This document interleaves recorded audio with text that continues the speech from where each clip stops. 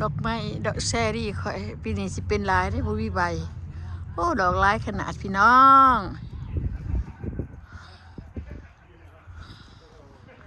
เห็นปะดอกลายปีนี้สิเป็นลายอยู่สิได้กินลายอยู่แซรี่นะงามอีดียังไงหอมได้ละมิดหนาวค่อยเลยหอมจริงจังจริงใจเก่งกาดเก่งกอดีพี่น้องเลย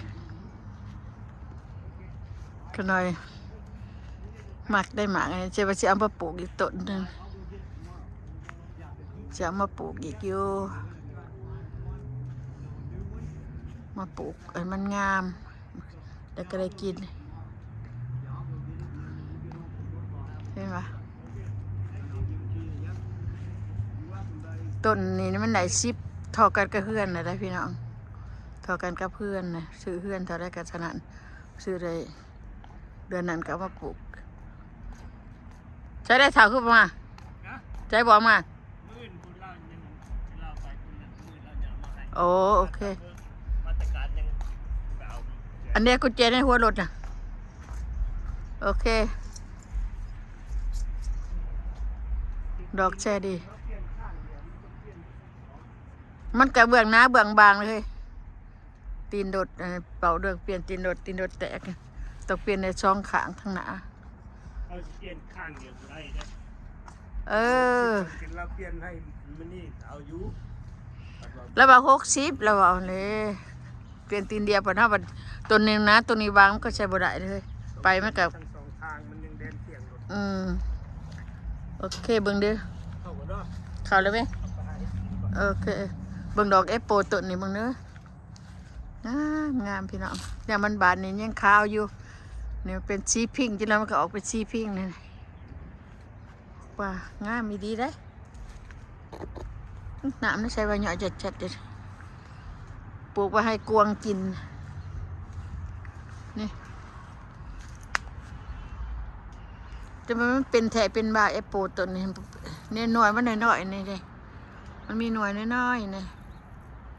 เห็นบอกพี่น้องลายกันยังมันเป็นนี่จะนักการย่ามันปองใบเก็บบักอันแมงขนูนเนี่ยต้นขนาดเก็บแมงขนูนเด็กหน่อยมันแก่แล้วกวางกินกวางมากินนั่นนี่มันอยู่ทุ่งเนี่ยกวางมาถึงกันอยู่ดุมเนี่ยกวางถึงกินเบิดกวางมากมาเลยนี่งามนี่วะงามดีพี่น้องงามแท้งามว่าต้นมันแถวแถวดีเนี่ยอยากเอารถมาชนโหมาตัดถิ่มมาตัดออกนี่บ่ตัดออกได้ง่ายเพราะว่ามันขับวะนี่ตัดออกงามได้ดอกนี่มันขาวออกมาเลยดอกใหญ่มันก็ขาวเป็นดอกสีขาวเต็มตัวน้อยเป็นสีพิงค์นี่นะเป็นสีพิงค์ปัดบานเนี่ยก็เป็นดอกขาวงามเหมือนเขาเต็มต้นด้วยล่ะนี่งามดีปลูกเนได้3 ปีได้เนี่ย3 ปีได้ต้นบางใหญ่นึงไง3 ปีพี่น้องปลูกดูด้วย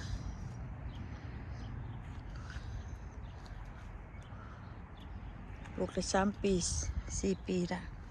กระเทียมขนาดปลูกบางหันดิเกิดขึ้นเมื่อไรใหญ่ละอันพักบัว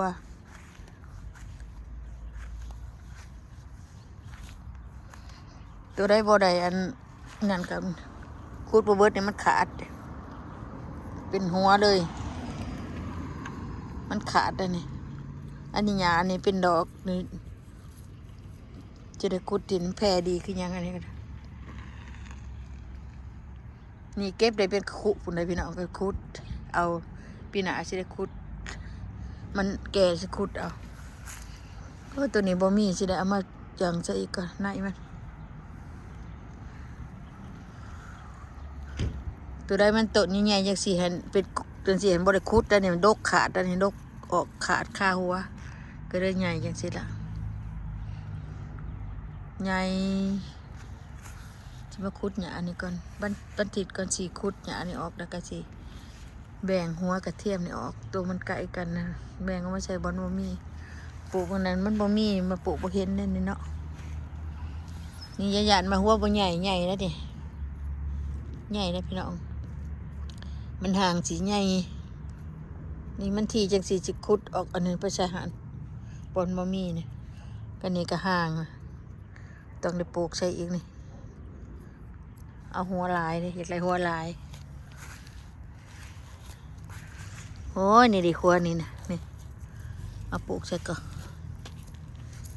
จงใช้มันเหี่ยนี่เลยปลูกจะสิละ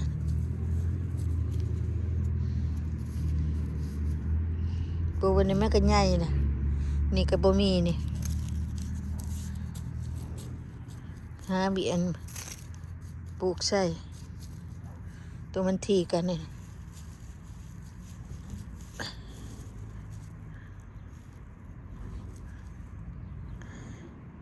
โอ้ยดอกตะอีวันนี้มันขาดหมดเด็กได้พี่น้องเพราะมันตื่นได้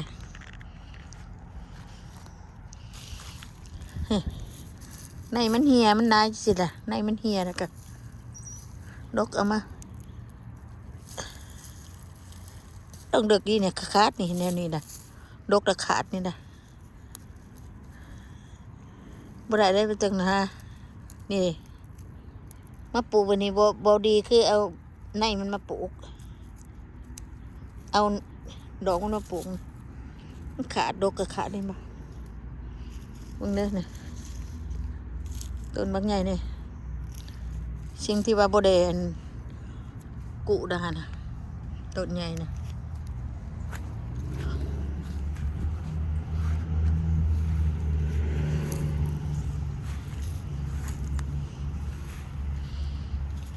บ่ได้กุเด้อดอกขาดอันนี้ขาดครึ่ง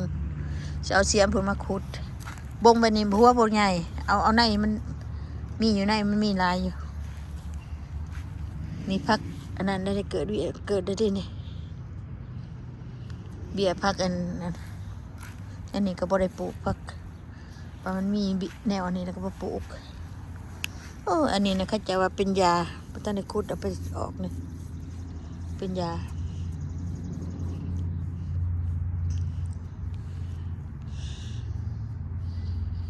บัดมันใหญ่เบิดนี่เบิดเต็มได้พี่น้องเนี่ยผักบัวก็งามสกีกอวักใหญ่พอกินได้หั่นน่ะโอเคพี่น้องอยู่ดีมีแห้งโศกมันดำด้วยพี่น้องแลดมื้อนี้บายเด้อบาย